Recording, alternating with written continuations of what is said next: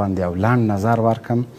د اتمر صاحب دا خبره چې د پاکستان په رابطه باندې چې وزیر د خارجه یا د هغوی نور ارګانونه یو ورځ مخکې د شانګهای له غونډې غږ کوي چې مسعود اظهر په هغه کې د افغانستان کې ده، تر څو د هند هغه د ولسمشر یا د صدر اعظم خبره په شانګهای غونډې کې دوی ته راوانه وړي.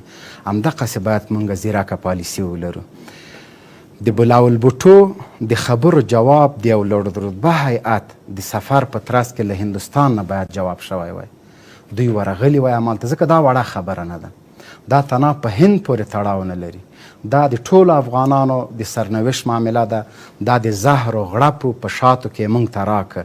خبره یې وکړله، جواب هغسې چې باید ورکول شوی ورنه کړی شو. همداسې ځیرکه هوښیاره پالیسي ولرو چې د دغسې خلکو چې خپل د مور او د نیکه پوښتنه د فوز نه نشي کولی، راځيږي د خپل د پاکستان جغرافیه نه ده ورته معلومه، وایي مسعود اظهر په افغانستان کې ده. زه نه پوهېږم چې بلاول بوټو به اسلام آباد ته افغانستان وایي، کراچۍ ته به افغانستان وایي، پنجاب ته افغانستان وایي. دته د خپل جغرافیه خاوره معلومه ده، تمامیت ارضي حدود ورته معلوم دي چې پاکستان څومره حدود لري، چې دی وایي سیف الاخطر مسعود اظهر په افغانستان کې ده. دا وړه خبره نه ده. تر دې وروسته بله درته کوي، بله درته کوي، بله درته کوي. د افغانستان او همدارنګه د پاکستان اړیکې څه ډول دي؟ د پاکستان او د افغانستان اړیکې، افغانستان همیش د خپلو ښو اړیکو دپاره تنازل کړی، پاکستان خپل منافقت کړی ده. تر څو چې د پاکستان ایجاد شوی ده، د پاکستان د افغانانو پښې وهي. ګوره اوس ښه مثال در کوم، د زغالو دپاره د ورځې 2000 ټیلر پاکستان ته ځي، هېڅ ګمرکي مشکل نسته. لیکن د قندهار د خلکو د انګورو د انارو دپاره په ګمرک کې زرګونه موټر درېږي. 3 ورځې 4 ورځې خدای دې وکړي 15 ورځې وې درې، خو خلک د غرق کړل. همداسې چې د دوی کوم شي ته ضرورت د ګمرک کې مشکل نسته، خو د افغانانو د اقتصاد د ځپلو په خاطر همیش دوه ګونی پالیسي هغه کړې تر څو افغانان احتیاط سي. بل منافقات درته کوم، اوس په افغانستان کې دا ګیلاس جوړیږي یا دا کاغذ جوړیږي، دغه جنس پاکستان سبسیډي ورکوي افغانستان ته رالیږي تر څو دا کارخانې دلته ودرېږي. دا د پاکستان منافقت ده د افغانستان په وړاندې. زموږ د اقتصاد په وړاندې موږ بهر ته لار نه لرو، ګرمو اوبو ته لار نه لرو. د کراچۍ یا د ګوادر بدیل الحمدلله امارت پیدا کړی ده، په دغه باندې د کار وشو تر څو د دوی له احتیاجه خلاص شو.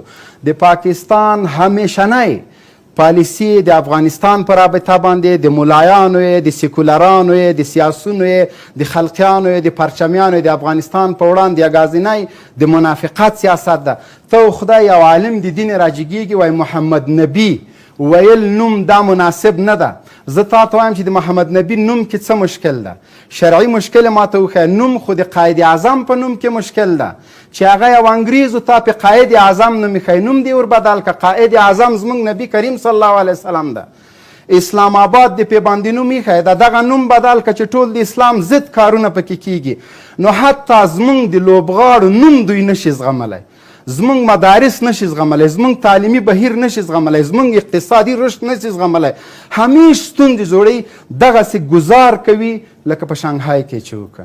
د دې داسې جواب په کار ده چې د آینده دپاره همیش باید مونږ کږې خولې په سوک باندې سم کړو. څه ډول ګام باید دغسې ګام ورته واخیستل شي چې ما مخکې درته ویلې د بهرنیو چارو وزارت لوړپوړی پلاو دی له هندوستان سره په مشورې لاړ شي. د هند په بمبئی کې دی، بلاول بوټو ته جواب ورکړي چې دا شی تا د کشمیر دپاره ساتلی، په پاکستان کې ده، په پلانکیزي کې ده، کنې د بلاول بوټو نه دی د نړیوالې محکمې له طریقه ثبوت غواړي چې دغه تروریست چې دوی بولي دا په افغانستان کې څه کوي، چا راوستی، څنګه راغلی.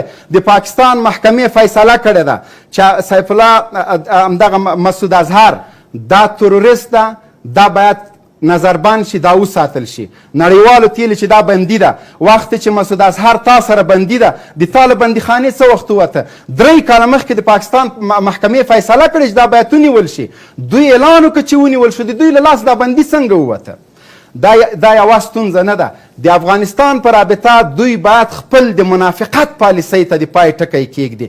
هغه که په د افغانستان په ډیورن لاین باندې ده، په فرضي کرښې باندې ده، په هر ځای کې به چې دوی باید خپلې پالیسۍ ته دغسې ادامه ورنکړي او د